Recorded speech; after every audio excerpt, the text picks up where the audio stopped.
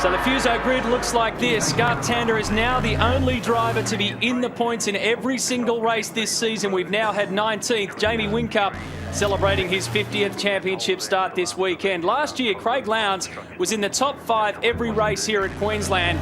He's on the way to do it again. Will Davison and Russell Ingall, 24-year-old versus a 43-year-old. Both have banked more than 20 points so far. And the last of the 6 Fords in the top 10 is Mark Winterbottom. Great drive by Mark Skaife back through the field. And a terrific weekend piecing together for Paul Morris. He's turned 20th of qualifying into 12th in race 1 and 9th in race 2. And this is where we find Todd Kelly and Greg Murphy.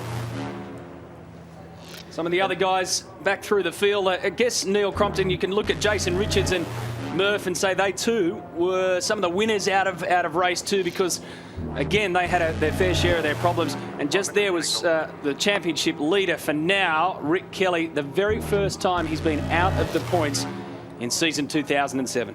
It was a good performance by both the guys from the Tasman Motorsport team. It seems as though they've made a little bit of progress with those cars, and I caught up with Rick and spoke to him in between races 2 and 3 to just find out what the situation was. He was pretty relaxed about it. In fact, he said not having to worry about racing for points up the front meant that I could just get off the leash and go racing. He said quite clearly we made the wrong call with the roll centre adjustment. We saw the car having the big slide through turn number 1. He said had we not tested that in race 2, we would have done it for race 3. The car would have been a dog, and so I'm glad we learned something out of that exercise. He said it was fun to race with everybody and not be thinking championship, championship, championship all the time. Those from Paul Wheel Down did not finish race 2. There were 6 DNFs in race 1, 5 in race 2, all different cars. So 11 different drivers have suffered the problem of not making it to the checkered flag. Jason Bright will start from pit lane. Boys, when the teams go home from Queensland Raceway and digest some of the data, they find an interesting fact about this place. There's almost double the amount of clutch wear, and this is the reason why. It's nothing to do with gear changes or the track itself. It's actually to do with where the teams are situated. And you can see on our picture there as we swing through, that's pit lane. You can see the boys heading out pit straight now. Bottom of your picture, there's our TV compound where the pictures come from. Now, to the left of your screen, you've got the pit garages. To the middle and right of your picture now, you've got the pit paddock. It's where the teams work on the cars. They've got to transit the cars through that area where there's heavy pedestrian access. So you've got a lot of stop, start just to get the cars here. This is one of the carbon clutches from Stone Brothers Racing. This is the stationary plate from it. And you can actually see the clutch wear here is a ridge, like you get on the disc brakes when the mechanic says you need to have them machined. So there's excessive wear and excessive heat. One of the problems from that, once they get back here, the drivers don't have much time. There's a lot of heat. They're then told, don't slip the clutch, just drop it to get away cleanly. It's a very good point, and that's something that we've noticed in the past up here, that engineers and chief mechanics have made reference to that. Good pick up there, Dan. Thanks for that. Just filling in some information in regard to Jason Bright. My understanding of the reason why he'll start from the pit lane is they're tired of getting hit. Can you believe that? So he's actually going to start from the pit lane because he's just feels as though he's been in the wars so much. It's safer to start from there when you're at the back of the field and pick your way through the debris rather than be whacked from pillar to post. Well, the odds have been against him this weekend. 2 races so far, 2 bingles in the opening laps. So he's taking a gamble that's probably worth the risk. We can't begin to tell you the sweet relief down at Stone Brothers Racing to have 2 of their cars in the top 10 and not in 2 buckets like the last couple of rounds. Of course, Russell Ingall having his best performance since the start of the year in 6th position. But I tell you what, it's great PR for him and the team. But talk about PR, he has taken this to extraordinary levels. The man has sold advertising on his nose. He's wearing one of those breathing strips that athletes use to get more air in their lungs. He has sold the space to Maritimo, which is a company he's got a boat deal with. And he said, only if I could wear Lycra or a T-shirt, I'd have it tattooed down my arm. He goes to extraordinary lengths, doesn't he? Sure about that deal. I reckon it could be on the nose. Oh, did he? Isn't that a shocker? Wish I hadn't said that. Looking at the front of both the Stone Brothers cars, I noticed when I was walking around between the 2 races that James Courtney and Russell Ingall both got different treatment to the radiator ducting area on their cars, which varies the amount of downforce.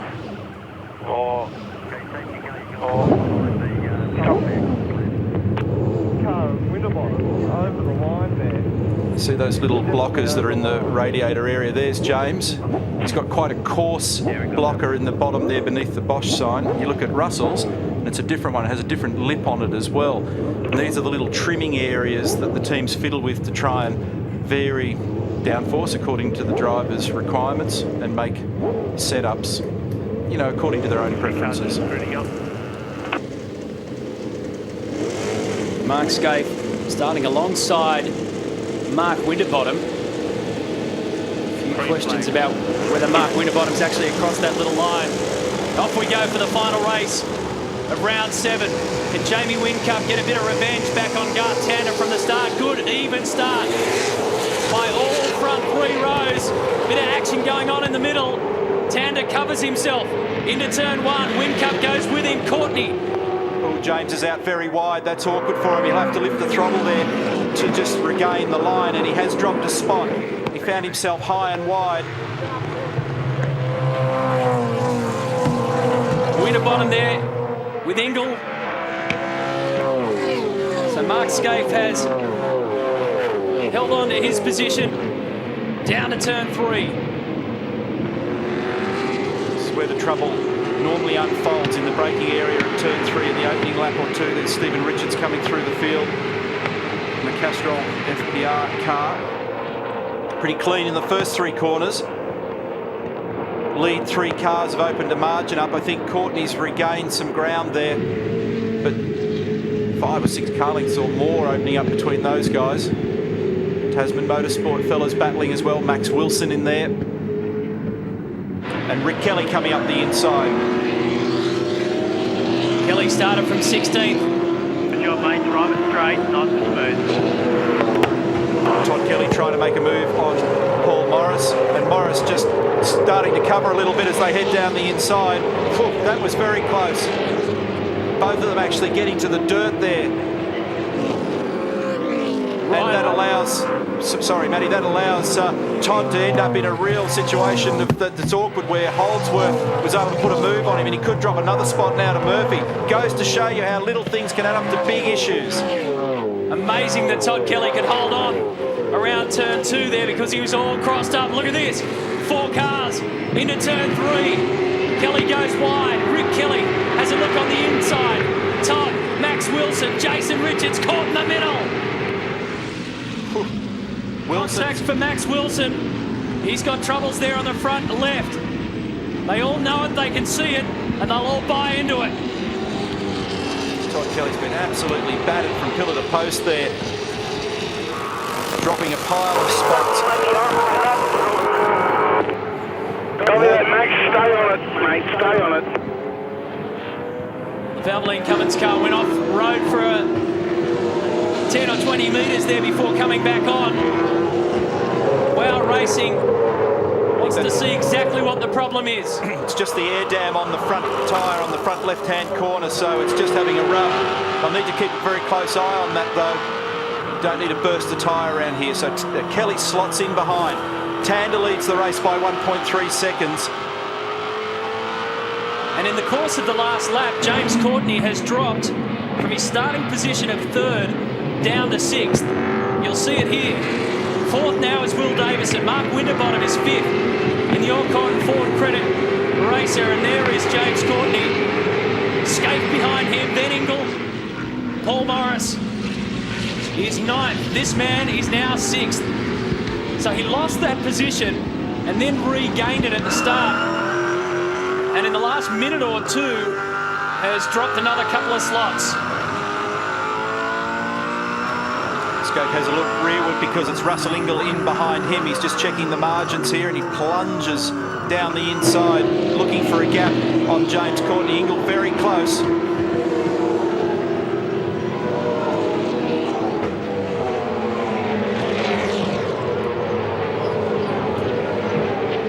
I'm over the bump again.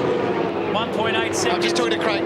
Is the lead for Garth Tander from Jamie Whincup. Round turn 3. Some action at the rear with Jason Bargwanna, Steve Owen and Stephen Johnson all caught up. And I think Stephen Johnson is now actually in the pit lane, so Bargwanna with nowhere to go there. And here's the result of all that. Damage on the front right corner of Bark's car. Take it up, guys. Keith Evers there telling him to pack it up. Take the car up, please, guys. Take it up. Couldn't pick it, whether it's pack it up or take it up. And deflated front right for Stevie Johnson. Let's go back out, mate. And Russell Ingall really monstering the back of Scaife here as they make the run up to 6. Paul Morris lurking in there as well. Russell taps a little bit of Morse code, and then he in turn gets some from Paul Morris. He's going to put a move on him here. Morris is going to go up the inside. Russell tries to argue. Rick Kelly in there as well, making it 3 wide, and he's going to have the inside run. Kelly. More than 250 Ks to turn 1, and they all managed somehow to successfully negotiate it. Awesome, awesome racing. Take half a pound out of Garth Tander's incoming. Smoothness, rhythm, really good effort. Half a pound out of the incoming tyre set for Garth Tander. Eric Pender just giving his driver a pat on the back there as the 2 Tasman drivers dispute. Bit of road here, and Richards having a bit of trouble stopping there. You can see the brakes on, off, on, off, on, off, trying to regain steering control. Murphy comes back at him and has him out a fair way on the outside of the road, forces him into the dirt. No love lost there at the moment. This is great. Everybody's having a crack at anybody. Doesn't matter if you're the teammate or not. Murphy versus Great effort, Richards. mate. Great effort. Middle sector is equal to the front. Lee Holdsworth and Max Wilson in there. That's just outside the top 10. Russell Ingall into Mark Scaife. There it is again from the other angle. Did he actually make the spot on him? No. Here it is again. Actually, Mark was having a bit of a moment there. He had the brakes jammed up. And Russell's got up the inside, but I don't know whether he held the spot. And the compulsory pit stop window is open, so expect to see some action now as cars peel off into the lane. What about the action that Rick Kelly has put on in those opening laps? From starting position of 16th, he's gone straight up to 8th. Lock up there for Paul Morris. He's having an outstanding round. There's no problems though. On your Xbox 360 leaderboard. Here they go. This is a strategy that's been working pretty well for these guys. Go. Exit clear, mate. Exit clear. Front. Okay, mate. Let's adjust every bar. Good work. Head down, mate. Head down. Great work. He holds that position. Going back out as Murphy, Holdsworth, Todd Kelly in there as well. Team BOC's Andrew Jones.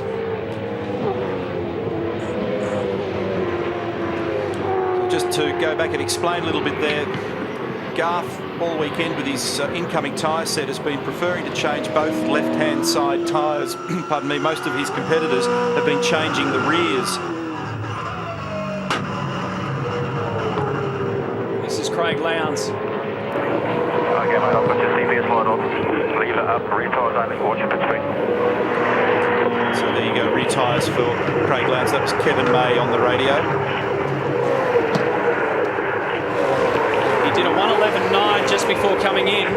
Rick Kelly still out there, has just done a 1:11.6. Rick's fast. See, Craig just overshot a tiny little bit. It was only half a metre, but it's enough for everybody to have to chase the hub and reposition. There goes Garth, and there goes Craig's teammate, Jamie Whincup, and Lowndes slots in behind. So effectively he'll end up in 3rd position. Here's Scaife. Pit lane was what cost him in race 2. They were shattered at the Holden Racing team. It just goes to show, Neil, I guess at this track, that you can work your way back through the field. Boys, Rick Kelly staying out there. The strategy for Toll HSV has been to get him out in a clear track and let him get out and run to try and stay out of as much traffic and as much trouble as he can. They've got to try and hold on to some points from this race. Yeah, I'm down here at the moment too, Brett. So I've just spoken to Rob Crawford, Neil, about the working side of Tander's car as to why they've done that all weekend versus competitors of Rears. He said, we just had a bit of a look at the data and we find that with Garth's driving style and the car, we just seem to generate more grip doing it that way. When he first leaves the lane, like Will Davison's doing there now, for the first lap or two, he gets the benefit of having that additional grip on the loaded side of the car. And if he's got clear air and he can put it to his advantage, it's a pretty handy thing. Will Davison should slot back in there around about fourth. There's Stephen Johnson. Of course, traditionally too, guys, when you're trying to put up the 600 horsepower to the ground, commonly in a V8 supercar, the biggest problem you have is burning up your tyres, particularly coming out of tight turns. They're only 3 millimetres thick, these tyres, so they can wear out very easily. You've got to remember the law of averages around this circuit is you're going to turn right 80% of the time. There are 4 right-handers and only 2 left-handers, so changing the working side, left-hand side, makes a lot of sense. The danger in the process is that when you do come out, if you're under pressure, which Garth Tander really hasn't been, you've got to be careful when you have a, inverted commas, cold front tyre and a hot one. It's not really cold, but it's certainly much cooler than that tyre on the front right-hand corner. That makes it often very difficult to pull the car up nice and straight and square. Rick Kelly now, compulsory pit stop for him after putting in some quick, clean, clear laps. Thought he might have been able to get to about 7th. It could be better than that, I reckon. Pulling over now.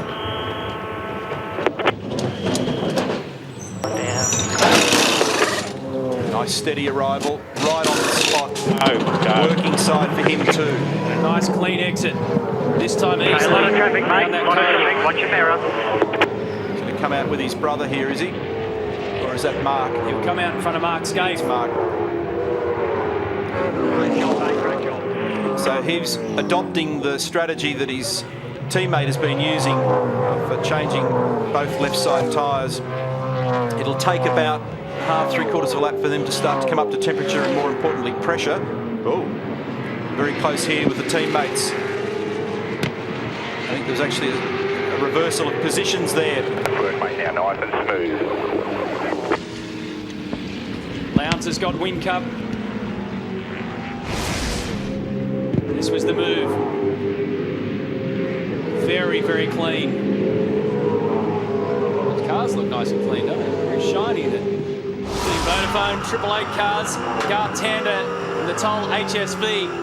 VE Commodore has just clocked another fastest time, 1:11.65. 28 laps left of race 3.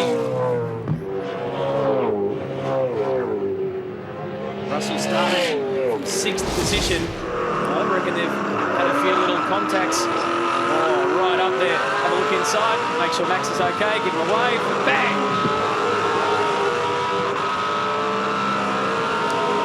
Just a little bit of gentle communication between rivals there. Seen a bit of that on the front straight today. Tander's further improved the fastest lap of the race. And the back straight, the middle straights. That's right. I'm a bit puzzled about Russell was well and truly in the mix early on, and he's not there now. You know, he's lost a lot of ground too. For example, he was battling with Mark Skate. He's lost a lot of spots, so somewhere along the line, he's dropped a few seconds in the process. By my reckoning, he's gone from top 7 towards the tail end of the top 15. Paul Morris, pretty sure I just saw car 67 shoot out of the lane. And he has. He's slotted in behind Mark Scaife.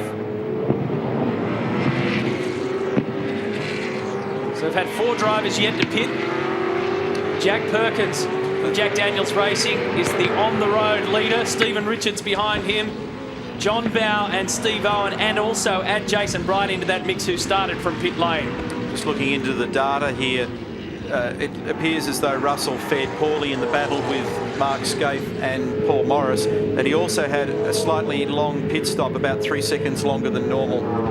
You add those two things together and that explains the issue. Craig Lowndes has done the fastest sector split to the end of the second sector. His best lap so far has been 11.6. That's a couple of tenths shy of Tander, although he's just on this very lap. Craig Lowndes done the fastest lap of the race, eclipsing that done by Garth Tander by 1/100th of a second.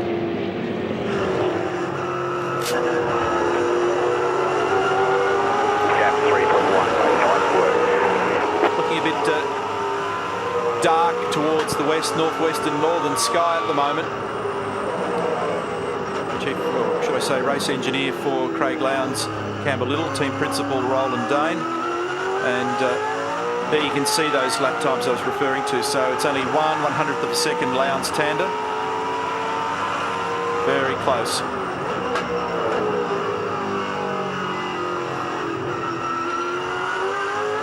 It's interesting that Craig's choosing to use second gear there at turn 4. See the car sliding, but he's really working hard. That'll give the rear tyres plenty to think about, though. 5th gear in the brief run up to here to turn 6. Well, Steve Johnson, there are some weekends that you love to remember. This isn't one of them. Mark, what do you say, you know? I've got no words to describe our weekend at this point, so... It's been tough on you too. You're suffering a bit from the flu as well. Yeah, it's just, you know, it's pretty tough going when you're sort of a bit of a victim of some stupid driving out there, and you know, we all know how nose to tail these races are at the start of the race, especially down into tight corners like turn 3, any hairpin, and you know, it just bewilders me at some of the driving standards. And you know, you would think that some of these guys out there have only been driving for a couple of months. You know, I mean, I'd rather drive against some of the development drivers than I would with some of the guys out there. You know, it's just ridiculous. Yeah, bad luck, mate. Sorry about that. Yeah, thanks, mate. Mechanical black flag for car number 14, Simon Wills, in the Team BOC entry, so he'll trundle through pit lane. I think they had a loose bodywork issue with that car. Second day in a row they've had that problem, and it'll be as a result of contact. This bloke is going nuts at the moment. Rick Kelly, currently 10th, but corrected that will be top 7. He's just been out there throwing it around. Good pressure, mate, good pressure, headlights on. A weekend of unwanted firsts for season 2007, the first time he's been outside of the points so far this year, but he's trying to make amends here in race 3. I don't want to sow the seed of doubt for you, but the weekend is going well for Garth Tander. But I tell you what, the officials are keeping a very close eye on the back of his car. There is a report that it is leaking some fluid. Rob Crawford is out on the wall casting a very, very close eye on the back of that machine. Hopefully this won't be the thing that might ruin a 3-run winning streak here this weekend. Only one man's done it so far this season, and it was Tander in WA. Rick Kelly's got a bit of pace here on James Courtney as they make the run up to turn 4. He's definitely eating into the margin. Watch the little gap seesaw here and there. Currently Rick is 9th, and those drivers yet to stop include John Bowe and Steve Owen. Garth Tander's 3rd, and the margin between Tander and Lowndes is 3 seconds, so that's been pretty static. It's varied a tenth or 2 here and there. Scafey, a big lock up behind you.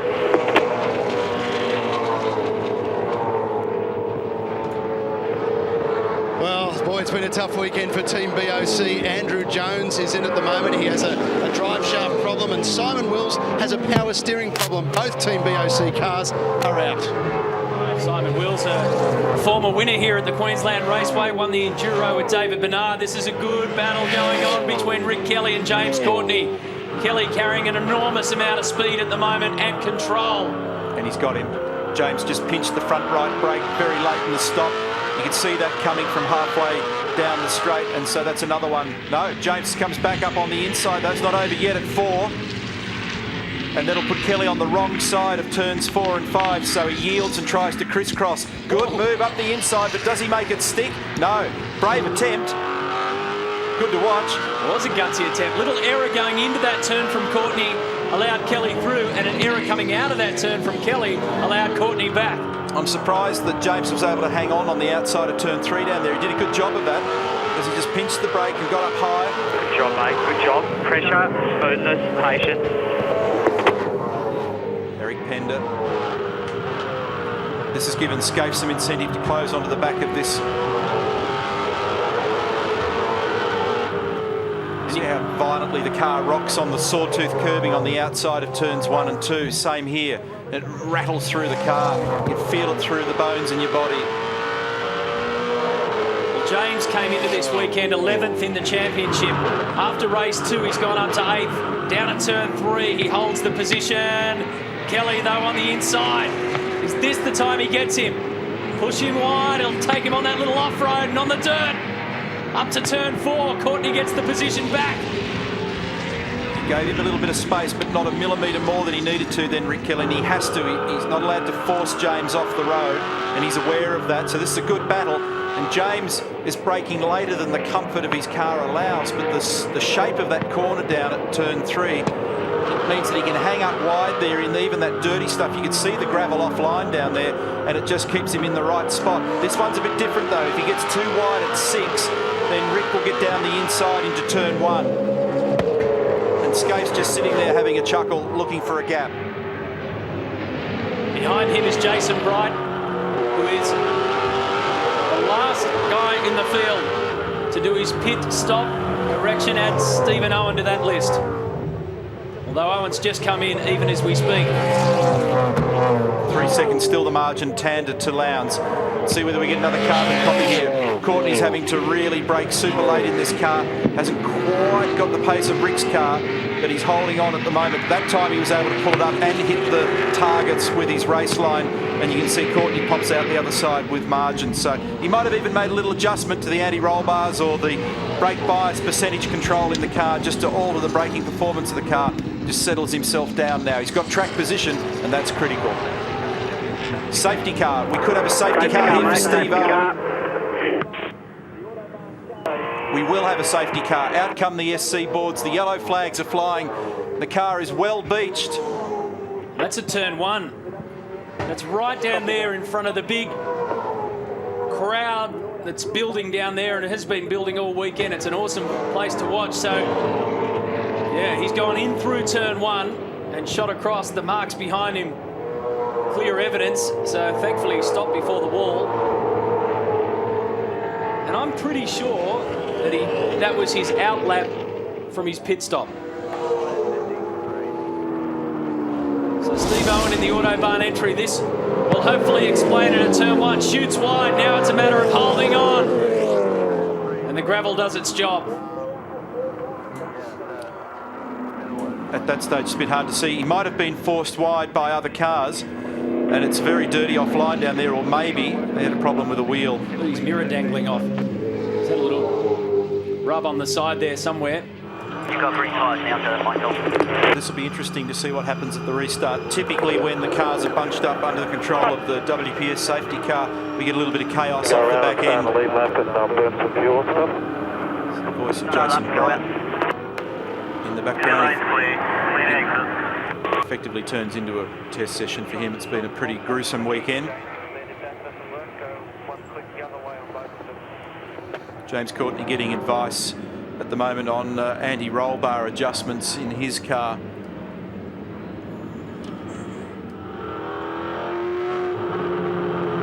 It will mean that not for the first time this weekend. Safety car is at turn 6. Safety car is turn 6. Tander will have both Team Vodafone cars right alongside him as he gets on the restart.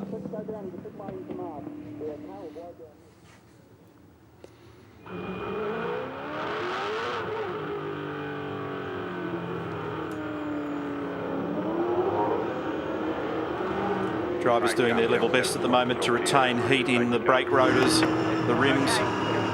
Manitou helping V8 Supercar with vehicle recovery and the safety recovery crew.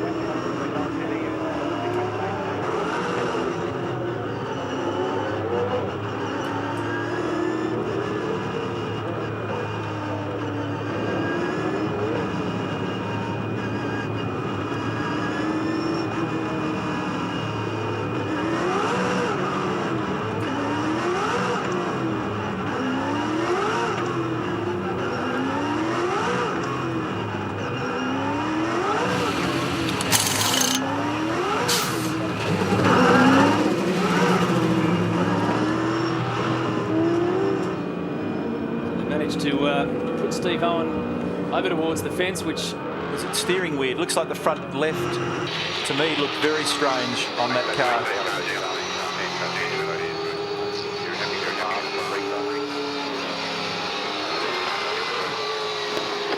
Craig Lowndes making an adjustment to the anti-roll bars on that car. He'll be stiffening up the rear, trying to make sure that the car's got good turn. There's a lot of crackling, so yeah, that's all right. But yeah, no problem.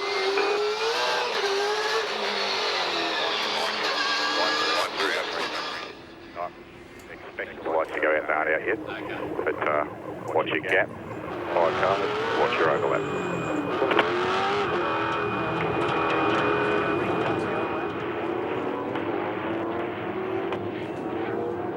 Paul Wheel is stuck on the infield at turn 4. He's on the outside of the road down there at 4. The car in between Garth Tander and Craig Lowndes, incidentally, is Alan Gurr. It's not for position. But we go again, and Gurr pulls to the right to stay clear of those that are disputing the lead positions and does the wise thing and stays well out of everybody's way. Lights are on for Mark Scaife. He's in position 8. There's Stephen Richards, 13th. The Ford Performance Racing car number 6. Been dancing around turn 1 all weekend and fighting back from a DNF in race 2. Paul Wheel is still stuck on the grass at turn 4. He's on the right-hand side as they approach. Todd Kelly didn't really recover from all of that aggravation at the beginning of the race, did he? He's down in 12th. Battling there with Stephen Richards. You can see the yellow flags flying up here at turn 4 where that car of Paul Wheels is sitting. It's just there in the background. And the safety car will be deployed. I didn't think they'd leave a car in that position for too long. Safety car, Jay, safety car, push to your end of the queue. It was a bit odd, that one. It was there before the current restart. Well, they were coming down, I think, down towards turn 6. They may have already been compelled to make the start happen because they'd switched the lights off on the safety car, which tells everybody up and down the lane and in race control that they're going racing again, so they may not have had any choice. Interrupts the flow though, doesn't it? Yeah, it's hard to get your rhythm when that's going on, but it gives everybody a chance to regroup, maybe try a different setting in the car now. Very cold under the safety And I don't think anybody picked up a position in that 90% of that lap that they just completed. One of the things that's interesting is that quite a few people are leaving gaps between each other at the restarts, and that means, of course, that nothing happens when they get going again. A few of them have left pretty big margins. There's the replay of Paul Wheel wandering wide of the road on the outside of turn 4. It looked as though it started to give up the ghost and he was stuck out there. We'll give it a second go, hey? See if the WPS Chrysler safety car can round them all up and shoot them up again. Take a break here at Queensland Raceway.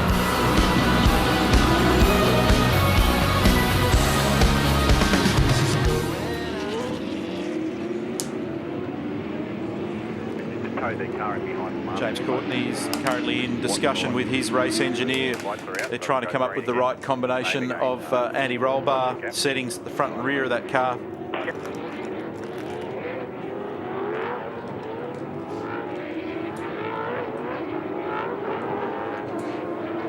So Wheel's car has been removed.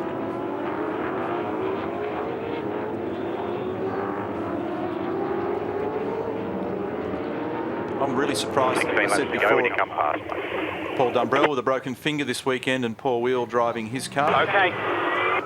There it is on his left hand. Tander leads Lowndes and Whincup. Before all that happened, the first time the safety car came out, Garth Tander was building a lead that was heading towards plus 4 seconds. For example, at the restart then left quite a substantial gap to Will Davison. And look at this.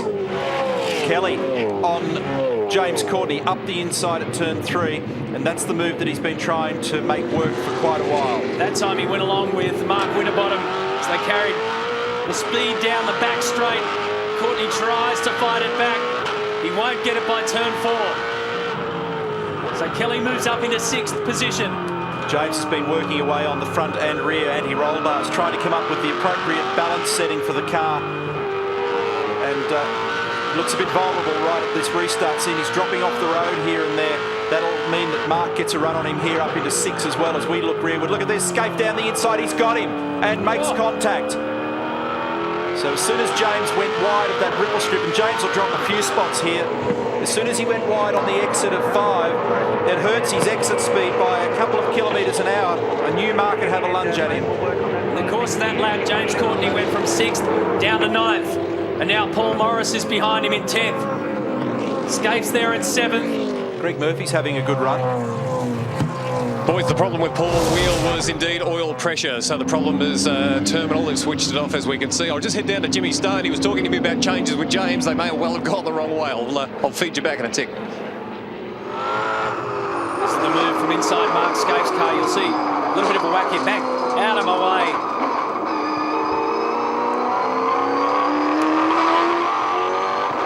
And Greg Murphy took advantage as well. You're right about Murph.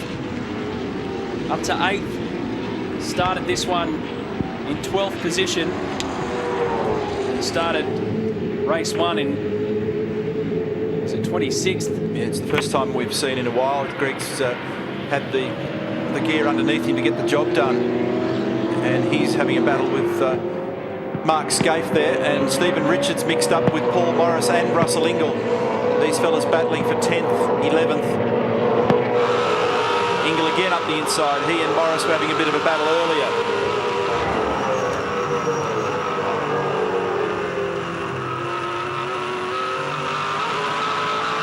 And Russell slides off turn 1. Pulls away from the Team Cirame car. A couple of people having a better weekend, really. The BWS team here, Cirame entry. Valvoline guys having a pretty reasonable run, and so Tasman Motorsport. Richards now disputing there with Todd Kelly and sneaks up to 11th, but it's not quite over, or is it? Well, Stephen Richards will be finding the going a little bit better in race 3. Remember in race 2, he was running on 7 cylinders and came in. Well, they found the butterfly shaft was a problem. They fixed that, and things are running a lot sweeter for Steve Richards. It's an unusual problem. So an induction issue for them. Now Kelly has a bit of a look back on the inside of Stephen Richards up at 6. Runs to the outside. He'll try and crisscross and come underneath, which he now does, and does it well. Comes up the inside. That ideally positions him for... Oh, round goes Richards. They make contact. And Richards to the infield gets it steering the right way again. Turn me around. Amazing that he's brought it back on. We'll report it and the safety gets a pit lane penalty. What control, and Paul Morris has gone off too. That's down at turn 1. That was pretty out of line by Todd there, mate. Unbelievable. What an absolute wanker. Paul Morris got himself back on. Stephen Richards got himself back on, but he's on the rev limiter inside the helmet. Jack Perkins in car 11 has been sitting back patiently for the young bloke, and he looks as though he's going to slide into the top 15 after all of this and put himself in the position to get the first points of his V8 supercar career. There he is, trailing Morris at the moment. Disappointing for Morris and his group when they've had such a great run this weekend. Incidentally, the margin between Tander and Lowndes is sort of staying static, 0.6 of a second. Craig's running with him. In fact, on this very lap, Craig's a little bit quicker by 1/10 of a second. And the fastest lap of the race has been done by Jason Bright. Here it is again in replay, the issue between Tom and Stephen Richards. Well, I need to stop and think about that one as to who did what there. It looked like... And then further down, this is what happened to Paul Morris. He dives on the inside. Whoa! I couldn't work out why he dropped all that time. So here we go again, and they get off the corner. There's a little bit of grinding here, but I think it's when Richo slides a little on the dirt on the outside. It's hard to say. You need to stop and study those ones carefully, frame by frame. But Todd could have been going left, Richo could have been going right, and you don't need much of an awkward overlap, and you'll flick the car around that's in front. And there's Paul Morris wandering wide as a result of trying to make a move down the inside as a result of all that stuff that was going on. That would have been heart and mouth stuff, that one. Here's Garth Tander. He's got a 0.6 of a second lead over Craig Lowndes, but Lowndes looks as though, just visually anyway, that he's got got enough to close it down a bit more. Let's see on that last lap. It stays around the same. Whincup, his teammate, is third. Davison there in fourth. Then Winterbottom, Rick Kelly, Scaife, James Courtney, Greg Murphy. Russell Ingall is in 11th. In front of him was Jason Richards in 10th. Now Ellery on the outside in a very awkward spot. So awkward that his teammate almost ends up in his own car. Whew, got the job done. You do not want to be on the outside down there at turn 1. Whew, got away with it. That could have been so ugly, so dangerous. That was about to add up to a big number for Paul Morris. And Stephen Ellery has somehow managed to avoid it all. Stephen Richards, on the other hand. He must have flat spotted some tyres or got some damage there. And he was pretty hot under the collar, and you always are in those circumstances. Okay, mate. You're well in front. We've just got to hope for a safe mate. Disappointing run for him. May well have just not been given enough racing room on the outside of turn 6. This is going to be crazy. Watch this. Steve Ellery and Cam McConville get a little bit caught up into there. Down the main straight. And watch this. Ellery will turn around here at the most precarious of positions. Paul Morris goes, what's happening? The purpose of the weekend is seat time for Stephen Ellery before Sandown and Bathurst. So he picked up the throttle there to try and limit the car from running backwards off the circuit, but did actually keep him on the road, but it gave the other fellas around him a bit of a scare. Look at this gap. Still 0.6 of a second. Ford Performance Racing have stopped spitting chips just long enough to change a punctured tyre for Stephen Richards, but they are fuming at Todd Kelly and his performance there with Stephen Richards. Lunatic is the nicest thing they had to say. Rob Starr, team manager at Holden Racing Team, says, I don't think there's anything in it. No, it's one of those things where there's a shock, 2 teams and 2 drivers with different viewpoints. And that's the reason why sometimes we don't get instant response from race control. They need to stop, look at the data that's recorded in both cars, look at the vision that's recorded in both cars, then look at the pictures that we provide and come up with a decision off the back of that. Remember, this man was really under fire at Darwin. No. And just as I speak, car number 22 has just been given a black flag for the incident. So Todd Kelly has been judged to have been in the wrong there and not giving Stephen Richards enough room. I agree, mate. I absolutely agree, but we've been given the penalty. We have to serve it. We came out of the corner together. He dropped the wheel off and jumped sideways, and that's what caused the thing. It wasn't me. That is an extremely bad call. Yes, mate, I absolutely agree, but there's nothing we can do about it. We just have to serve the penalty and move on. He is furious. He seems pretty confident and adamant, though, that it was not his fault. That's just not hot air, because you can tell by the tone of Todd Kelly's voice as well. I knew that that's what both parties would say. Yeah. If you're Richo and his guys, you'd say that you were turned around. And you'd believe it too. It's not like you're making it up. And if you're Todd, as soon as I saw Stephen off on the grass, I knew that that'd be his response. The question is, did he force him off the grass? And it's so hard to call some of these. Sometimes you need to go through it. But the umpire has spoken, so we can sit around and flap our gums about it all day long. Todd's gone through the pit lane now. And car number 9, Russell Ingall, right rear bodywork is loose on that car, and they're going to have a look at that carefully.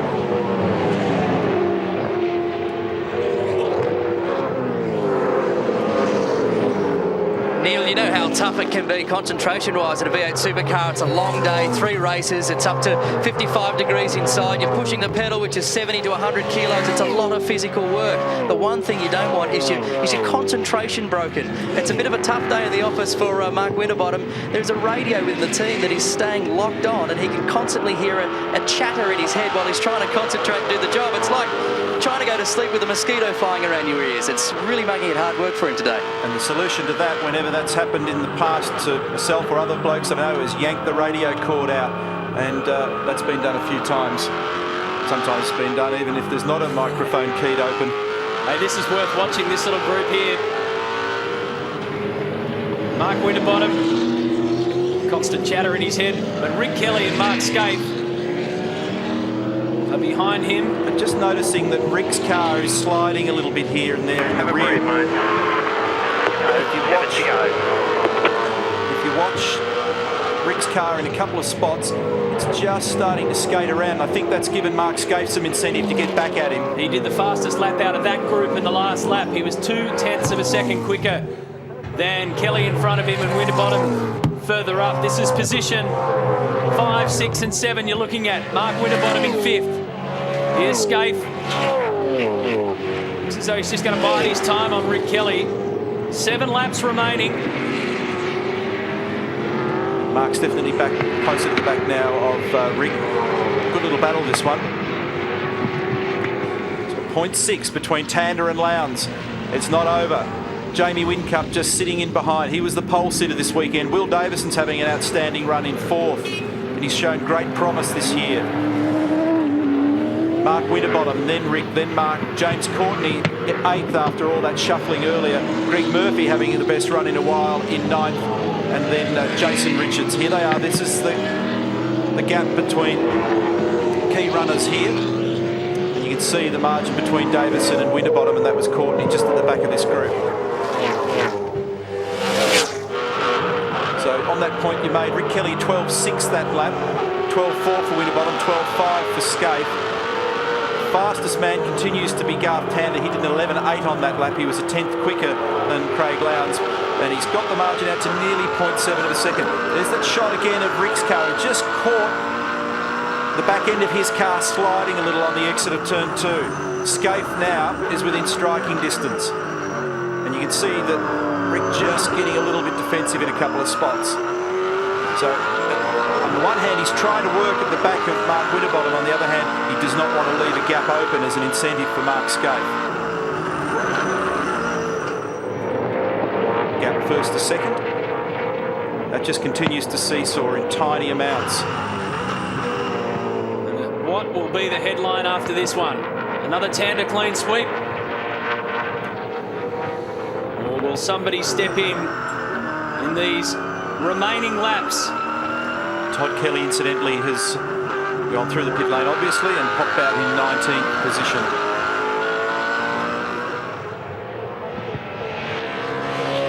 It's a lonely road back there, isn't it? Yep. Well, can anything spoil Garth Tander's near perfect, well, potential clean sweep this weekend? Will it be Craig Lowndes? I can tell you what, they are trading punches time-wise. They are very close, taking a 10th off one another and tic-tacking in between. They're very comfortable with the car they have underneath him.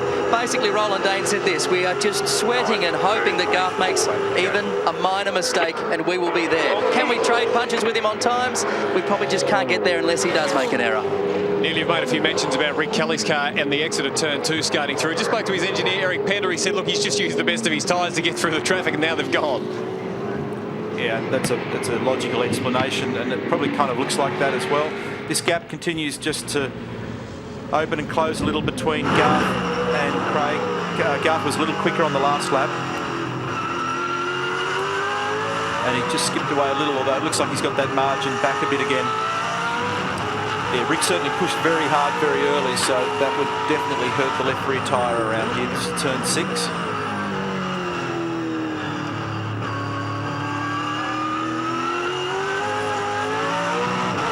A little bit of wheel spin for Lowndes in 2nd gear. Coming off turn 6. You hear it rattling on the rev limiter on the way down to turn 1 there. Up onto the sawtooth ripple strip. 195 kilometres an hour, the speed between turns 1 and 2. Telltale signs of a few panel rubs in the early laps there on the front of Craig's car. It's 245, 250 odd Ks down the back straight. 6th gear back to 2nd gear for turn 3, the right-hander. And Scaife continues to gnaw away on the back of Rick Kelly. Courtney's got a new lease of life there as well. He hasn't dropped off as far as it might have looked like he was going to when he was getting pushed and shoved there a few laps back.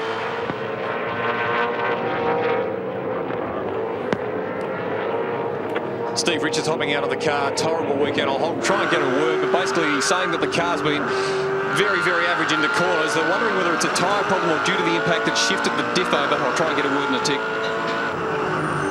I reckon I know what that word will be. The other thing is that, you know, when he's pulled the car off the racetrack, he's way down the order, he's out of the points. 15th is the cut-off for the points allocation, so not a lot of point just pounding around.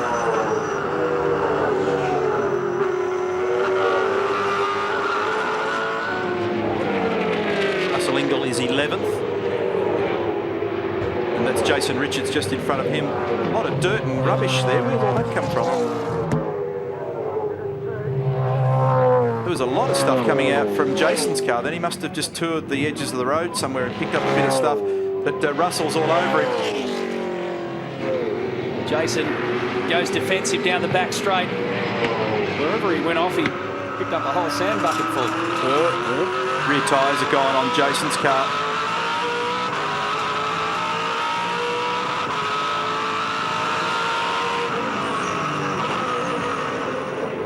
Russell's on the wrong side there up at turn 4, tries to crisscross. Very difficult to do.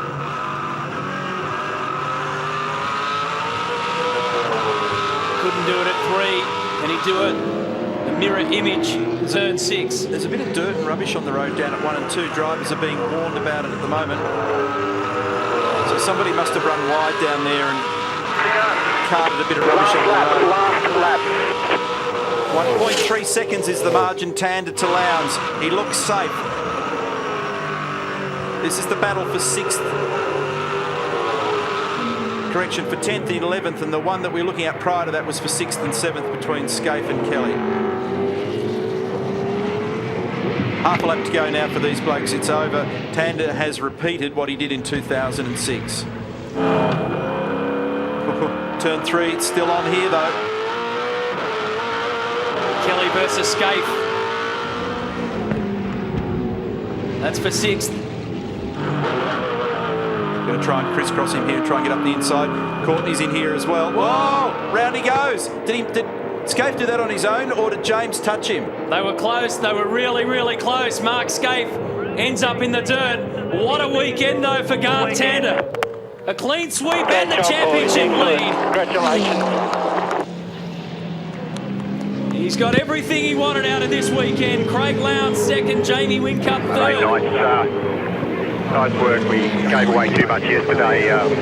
Looked like the car was okay then. We've got to stay on the track, come down to this donut square, just past the pit exit. It's interesting that Campbell Little says we gave away too much yesterday, and that's what I was talking about earlier. Hard to get on top of Garth in those circumstances when you give him a head start. Scaife finishes the race. Mark, that was a weird one. I'm curious as to whether or not he got a tap there from James, or whether he just did it on his own. Down the burnout area, mate, so just come past. This is the incident right on the last. Well, James Courtney has definitely made contact with Scaife. That's not good. So that's an error that will be penalised for James Courtney to give him a tap there at that point. When you make nose-to-tail contact like that and you hurt another competitor's chances, then be two things that happen there. Scaife will have something to say about that, I've got no doubt, and so will race control. So you can expect that they'll shuffle James out of the order there from 7th and down the order, no doubt. Yeah, mate, no problem. By the way, not a bad drive either. Not a bad weekend. Thanks, mate. Good job. That's Rob Crawford talking there to Garth Tander. And Lowndes has shuffled from 6th to 4th in the championship, and Garth has turned this round into a 10-point advantage. Handiwork. Very, very handy indeed. The second time in 2007 that Garth Tander has won all 3 races of the weekend. He did it at home in WA. He's done it here again at Queensland Raceway, and importantly defended the title that he won here in 2006. Expect these results though to change, because there's certainly going to be some fallout from the James Courtney Mark Scaife incident at turn 4 on the very dying stages of this race. So 1.1 seconds was the gap between Tander and Lowndes at the flag. And I thought in those closing stages we might have seen Craig just close down a little on GT at the end, but that didn't happen. So what a tremendous weekend for this guy and his group. It's a bittersweet one for them because obviously a fairly tough one for Rick. He did this in Perth. He did it here last year. He's done it again yesterday and today. And Toll HSV still lead the championship, but a different driver is at the top of the list. Rick Kelly has had the lead since round 2. Garth Tander has been in second up until now. And good racing. Plenty of incidents, a few accidents, some hot air. But at the end of the day, speed and control has done it for Garth Tander. Craig Lowndes second, Jamie Whincup third. Here he is, Garth Tander. Congratulations, the championship leader. Yeah, well, that's an unexpected bonus. Obviously, Rick had a bit of bad luck in that second race. Same thing happened to me at Clipsal, but yeah, great job by the guys. I mean, all the Queensland teams are expecting us to come here and be strong, so to step up and do it again, fantastic effort by the whole team. It's been an amazing weekend, as we've talked earlier. I mean, practice and qualifying wasn't necessarily strong, but during the race, you had it all going on. Yeah, we probably should have been on pole. It was my mistake. We were fast enough in qualifying to do it. Just made a mistake on my third set of tyres, and that cost us pole. So car was fantastic as a race car, better than I expected. And you know, it was close at the end there with Craig and I, but it was a good race. All right, you lead the championship, bit of deja vu. Let's hope it turns out a little better than last year. Yeah, well, exactly. Let's hope that we get out of Sandown and Bathurst looking a bit more better. Well done. Thanks, mate. Yeah, the Enduros were costly last year for Garth Tander, but everything's going to plan in 2007.